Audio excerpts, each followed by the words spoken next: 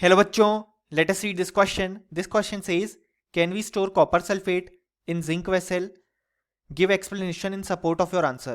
So इस question में पूछा गया है कि क्या हम कॉपर सल्फेट को स्टोर कर सकते हैं जिंक वेसल में, और हमें एक्सप्लेनेशन देना है. सो इस क्वेश्चन को सॉल्व करने के लिए जो की कॉन्सेप्ट रिक्वायर्ड है वो है हमारे पास reaction of zinc and copper sulphate. So यहाँ पे बेसिकली हमसे पूछा गया है कि क्या हम जिंक वेसल में कॉपर सल्फेट को स्टोर कर सकते हैं. तो इसका आंसर हमारे पास हो जाएगा नो.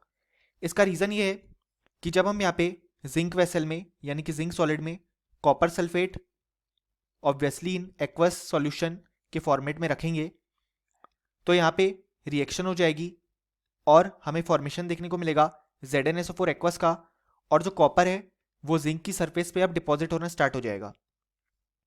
सो इसी कारण से हम कॉपर सल्फेट को जिंक वेसल में स्टोर नहीं कर सकते, क्योंकि यहाँ पे हम जानते हैं कि जिंक जो है वो मोर रिएक्टिव है देन कॉपर.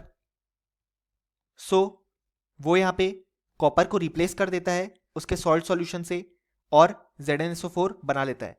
अब हम इस रिएक्शन को ऑब्जर्व भी कर सकते हैं, क्योंकि पहले जो ब्लू सॉल्यूशन था कॉपर सल्फेट का, अब वो यहाँ पे कलरलेस सॉल्यूशन हो जाता है क्योंकि जिंक सल्फेट फॉर्म होना स्टार्ट हो जाता है.